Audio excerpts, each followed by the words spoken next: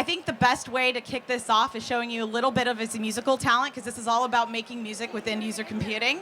And to do that, I would like to invite up Mike Blanchette, who is our Senior Director of Professional Enablement in the field, and also a former Broadway singer, who is going to be joining us today.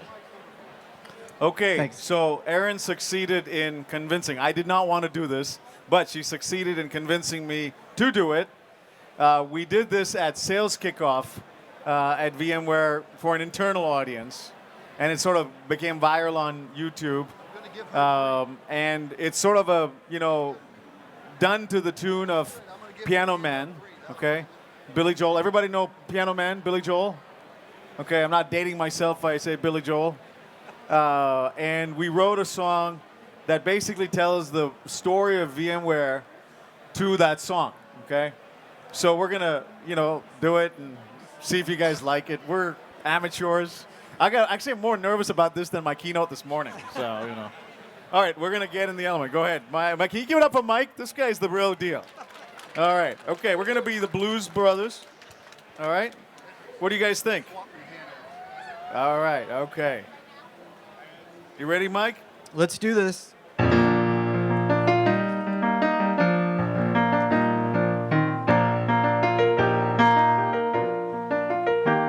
It's 4 o'clock on a Tuesday. The VMworld crowd rushes in. There's a CIO there sitting next to me. Yes, he's thrilled and he can't hide the grin. He says, man, can you play me a melody? You've got me excited for more. Yes, it's fast and it's sweet. Your solution's complete. Just look at your NPS score. La la la, di-di-da.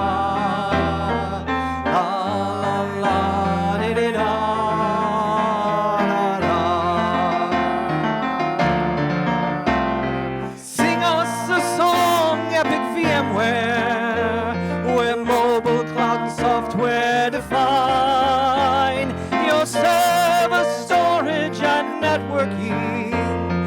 That's got us feeling alright. Alright, Sanjay, you're up. Now that Sanjay Poonen, friend of mine, is a friend. He lives EUC for life. And he's quick with a tweet and to give competitors heat. But there's some place that he'd rather be. He says, Pat, I believe this is killing me. As a smile ran away from his face. I guess I could be a piano star if I could get out of this place. Ragu, well, he's a pure genius strategist. His mind's like a razor-sharp knife. And he's talking with Robin, who's never forgotten, 'cause her marketing message is tight. And now Martin is practicing politics as the networking landscapes evolve. Yes, he's sharing a drink called disruption as your hardware expenses dissolve. Sing us a song, epic VMware, where mobile cloud software define your server storage and networking. And that's got us feeling alright. It's a pretty good crowd for VMworld. And the audience gives us a smile. And we know you'll have fun when the learning's all done and forget about life for a while. And now Moscone, it sounds like a carnival with virtualization and beer. And you'll sit at the bar with VMware's Rockstar. Hey, we'll transform your business this year.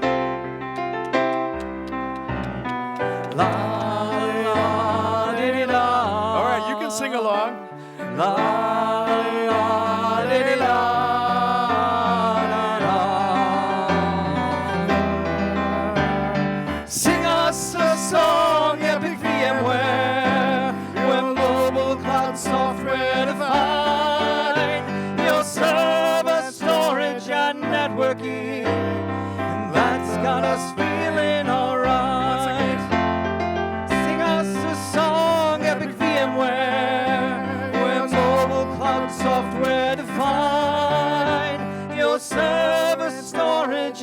networking, and that's got us feeling alright.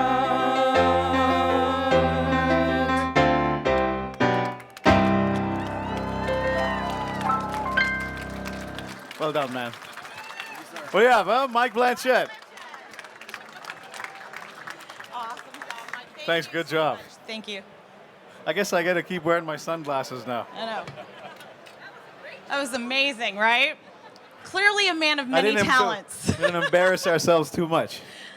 Hey, it's all about having fun at work, right? So I think people here like to know a little bit more about the man behind the strategy, right, and the vision for EUC. So let's start with your personal path and your journey. Tell us your story. Yeah, listen, I came to this country as an immigrant, 18 years and $50 in my pocket and a scholarship to a school named Dartmouth in the East Coast where it was extremely cold. And, I grew up in India, so I didn't know what snow and cold weather was like. So after my first year, I regretted having come here. I wanted to go back. And then I finished college and came out to work at Apple. Actually, prior to that, I did a summer internship at Microsoft. But everyone talked about the Silicon Valley and high tech, and that's what I wanted to do. And in the early 90s, was there, went back to business school a few years later, and have been in the Valley through the 90s and the various different, probably the longest time was prior to coming to VMware. I was at SAP for 7 years.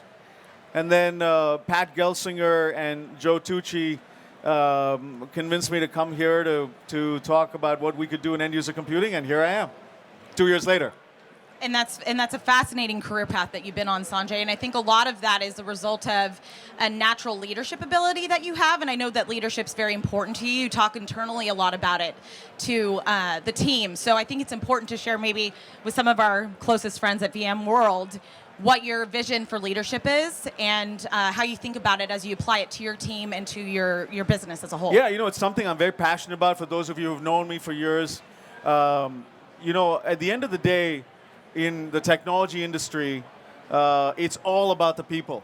I mean, we don't have, we're not a plant, property, and equipment company. We don't have planes and trains and automobiles. We have people, our assets. They come in the morning and leave in the evening. So we spend a lot of time at developing leaders.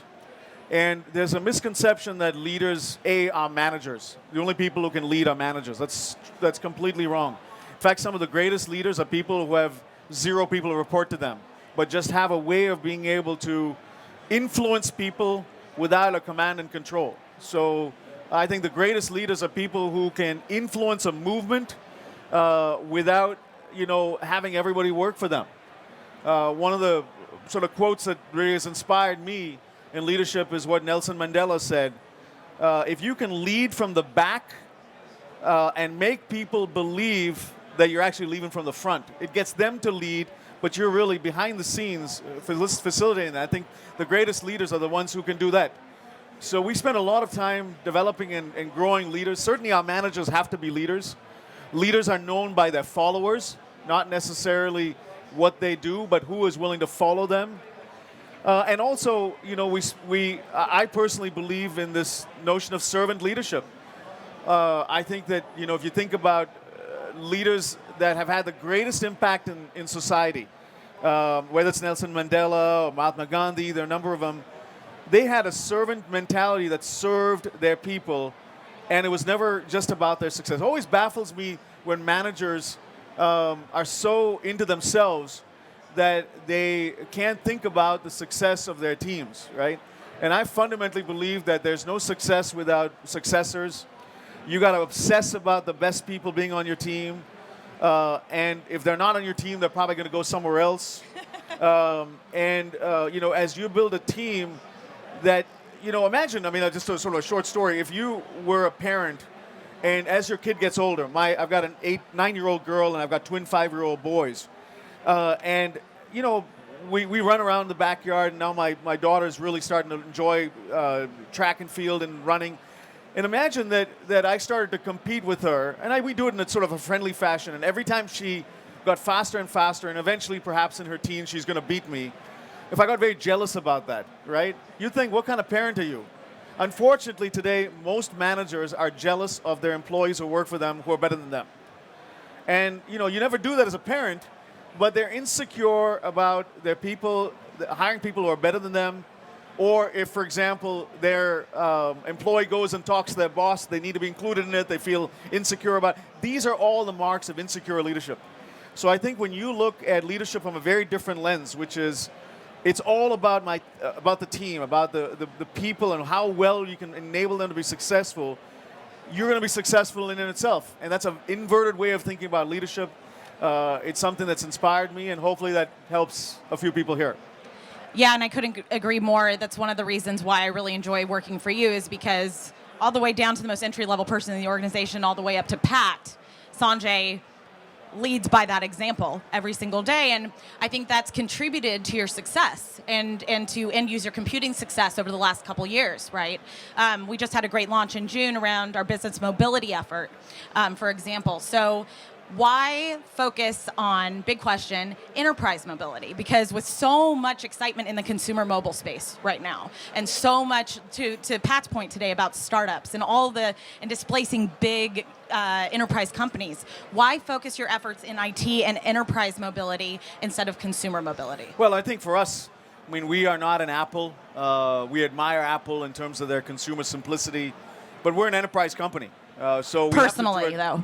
Personal journey. Yeah, I think from my perspective, I look at the consumer companies, whether it's Apple, whether it's Google, we talked about Microsoft, they're all incredible consumer brands, or the Coca-Colas, the ones who are consumer, and ask themselves what makes them so simply appealing, right? There's something about the simplicity about a consumer business that allows them to scale, and that's something that all enterprises can learn at. I bet if you went to every single company that has a booth here, and you ask them to pitch their products, it's way too complex. Too many slides, too many architecture diagrams. It's just simple. So the first thing we can all do, learning from consumer companies, is to boil down our pitch to be consumer simple. Part of what you saw in the keynote today was I tried to put into one single chart the 300 products, but tell it like a story. So the ability to tell a story, I think, is something that consumer companies get. And I certainly think that we in the enterprise can learn from that. Now, what the consumer companies typically don't get is things like security. How do you roll this out to scale? So that's why we use this phrase this morning, consumer simple meets enterprise secure. And when you bring that together, there's magic. And as you focus on that strategy, which is clearly definitively VMware's, right? Where do you plan to go from here? We're on the rise. There's great competitive displacement on behalf of VMware's end-user computing strategy. What is your mission, what do you see the EUC team looking like, and our product stack looking like 3 to 5 years from now, and what we're delivering to the enterprise? Yeah, I think the first thing, like we talked about, right, starts with people. So my obsession, first off, is to ensure that for every position, just like a coach, my role is the coach. There was a point in time where I was a Michael Jordan, but I now the people on my team are the Michael Jordans. So I've got to make sure that for every position on our team, we have the best athlete. And the athletes come from within. Ideally, it's from within the company first, because you want to groom from within. And there, it's a lot of coaching and grooming and giving them feedback and growing them. And then sometimes you don't have a role, you got to go from the outside. And we've added some good talent from the outside. But you don't have infinite headcount. Every sports team, the basketball team has 5 people, a football team has, a larger number. So for a finite set of resources, I obsess with, first off, ensuring that we have the best people on the team. And that means I spend a fair amount of time, not just with my direct reports, but with skip levels, understanding what's really going on. I tell people you will never know what's really going on by talking to your directs. They're going to give you what you want to hear. But when you actually skip a level, you'll hear some stuff that you'll be surprised by. And then I spend a good 30-40% recruiting people. There are a number of people who never know me who get a LinkedIn invite from me saying, I'd like to meet you for a coffee. And they're like, oh my goodness. Why? Because getting them into my circle of knowing what's going on, as opposed to just saying a recruiter go and do that, makes me actually involved in that process and gets me closer to it. So we spend a lot of time with our people understanding how we create the best end-user computing team, bar none, for today and the next 3 years. Okay. And many of the leaders that are today in our team are the ones that you plan succession plans for all layers of the organization. Then from a product perspective, the second P, first P is people, the second P, product. I tell our team, VMware is a technical company. We're an engineering company, we're a product company. We pride ourselves in building the best product, sort of like an Apple iPhone. So we've got to be a 5 or 10x better than any competitor. So I know there's a lot of attention placed to the locker room talk of us versus any competitor, but we don't obsess on that as much as to say, yes, the competition is like another athlete running in lane number 2 on the 100 meters. And you run on your own, you'll probably clock 10 seconds. But you run with a competitor, you're motivated to run 9.8. So a competitor keeps you honest, and it lets you benchmark what you're doing in the market. So we've got to be 5 or 10x, and that's usually what people call disruptive innovation, right? You have to be 5 or 10x, or else it's just going to feel like a feature function battle. And we spend a lot of time asking ourselves, what are those 5 or 10x innovations? And the final P is partners, right? So a significant number of the people here, I mean, you obviously saw this on stage today with Microsoft. Those type of partnerships don't happen overnight. To get Microsoft comfortable working with us and even coming here took a lot of work. I've known Satya Nadella in the past and Terry Myerson, the guy running Windows. You have to spend a lot of time with these key partners, letting them know that they are important. So, many of you whom I see familiar faces are, if they're not at VMware, you're partners of ours, and we take that partnership not for granted, and we invest very heavily in it. So those are the 3 Ps that, Aaron, I spend a lot of my time on: people, innovation and product, and force multiplying through partners. And I think people and product absolutely is been your focus and your skill set, but you have this natural ability as a marketer. It's something that I think just comes to you naturally with your social media and the way you engage online, the way you blog, the way you present, your presentation style. So how do you balance that, the message, the story you tell the industry and the way you tell it with the people, the product, and the partner kind of goals and expectations you have on your business? Well, Aaron, if you knew, and you know my life story, but if you knew my life story, in one of my assignments about 10 years ago, I was a CMO of a company. I don't want to name the company, but I was fired as a CMO. So I don't think I'm a great marketeer. So I take that back. But nonetheless, I do have a little bit of a gift of storytelling and the ability to present. I think the key thing that I learned through incredible leaders that I worked with. I'll give just 2 examples. John Thompson was my manager at Symantec.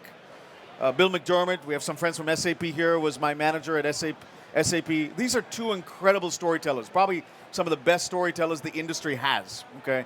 John Thompson is chairman of Microsoft now, and Bill's the CEO of SAP.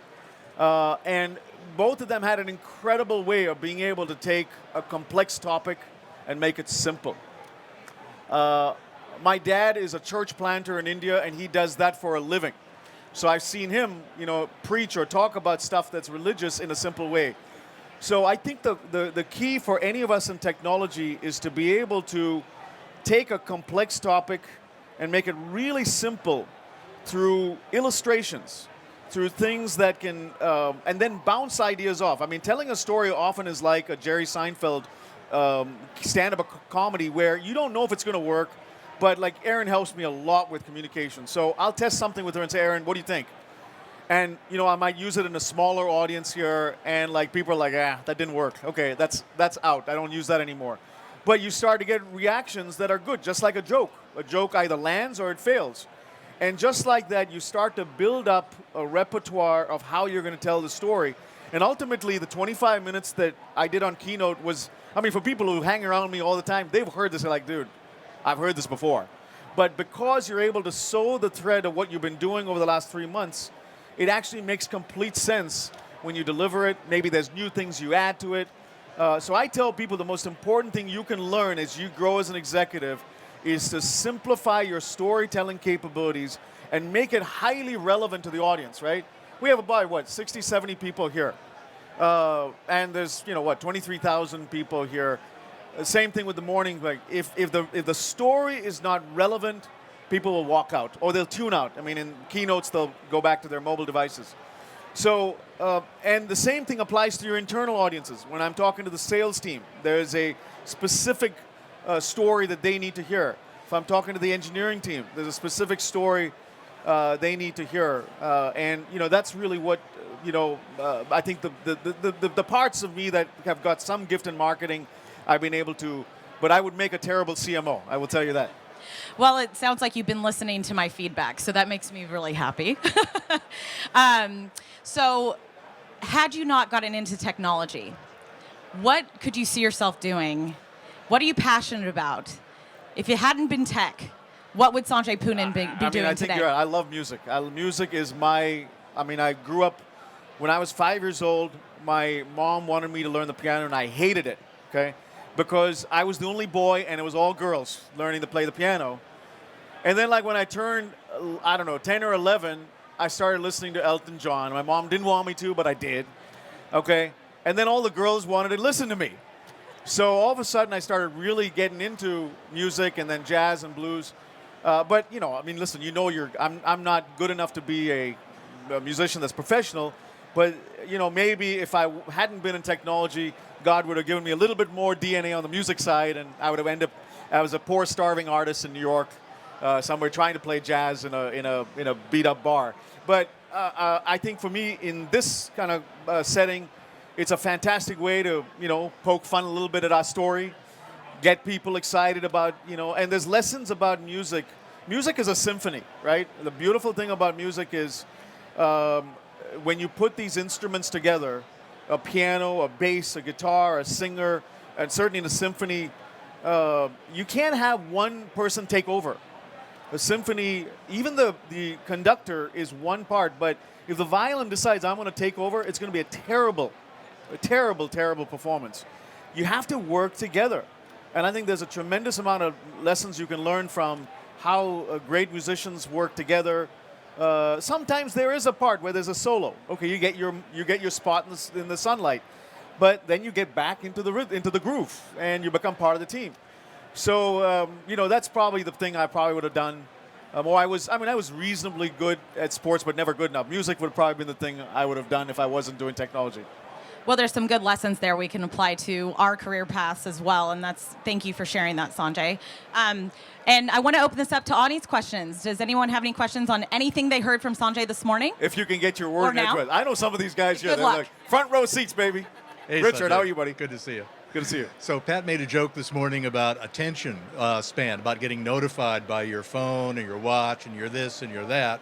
And how far have we come that we're getting notified all the time? But it's real. I mean, it was a joke, but it's true. I'm sure it's true in your life.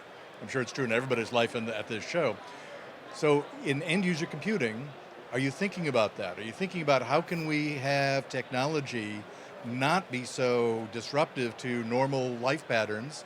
How can we make this fit in more to help people, concentrate, focus, be with family members, whatever it is, and not be such an interruption? Yeah. But nonetheless stay alert and aware and connected. Yeah. How do you combine those two together? Listen, it's a really good question. I am there's so many flaws that I have, but one of them is my constant pursuit of work-life balance, okay? And many of us executives struggle with work-life balance. It's something that you have to have people around you that keep you honest. It's usually your family members, maybe a spouse, maybe children, people who can tell you that you're spending too much time on that device and you need to. So that's the social aspect of where I think having balancing factors that can keep us honest to an appropriate work-life. But from a technology perspective, I think the more that we can do to allow people to get the essence of what they need to do, productivity, with less, interruptions, manual processes, all the things that digitize the workplace. So for me, one of the most, when I had a BlackBerry 10 years ago, my emails used to be 2-page long, okay? And I thought to myself, why am I sending such long emails? I probably don't need to, okay? Today on my, I've got an Android phone, a Samsung phone, and an iPhone. I find I'm using the voice recognition a little bit more, and it's shorter emails, but I have to be crisper. And you guess what? The person on the receiving end of it probably loves it. They don't have to deal with so much of my crap. That's a good example of where my life got simpler, and I'm maybe not spending 15 minutes on that email, I'm spending 15 seconds or maybe 60 seconds.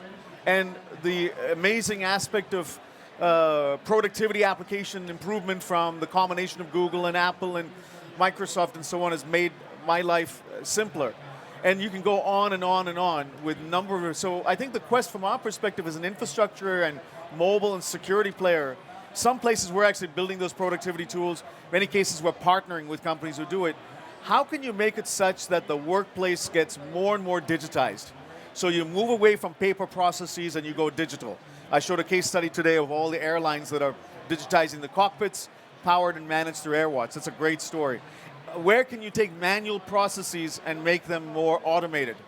I think when we go through that process, we hopefully can make your blood pressure level lower by having technology take over some of those tasks.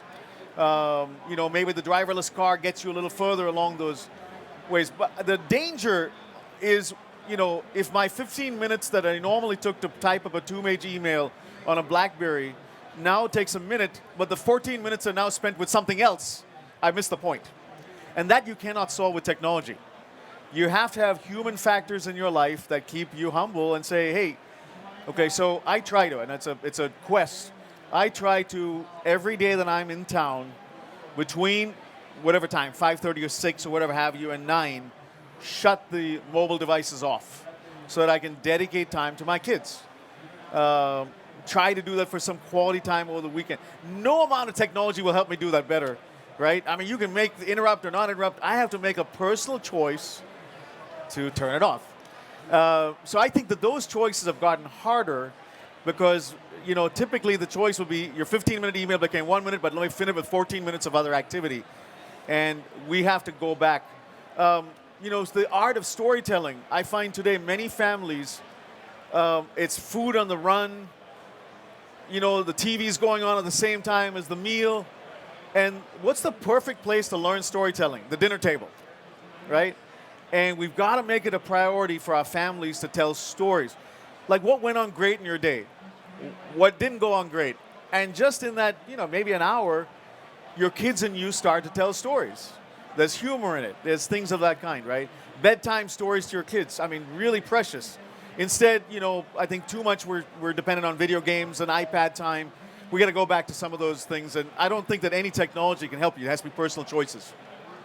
And I think there's good personal and professional lessons in all in our discussion today. So thank you, Sanjay. And I know you're really busy, so I want to let you go off to your next thing. Thank you, guys. I appreciate the audience. We'll be around. Thank you for your time, everybody. Appreciate it. Thank you so much.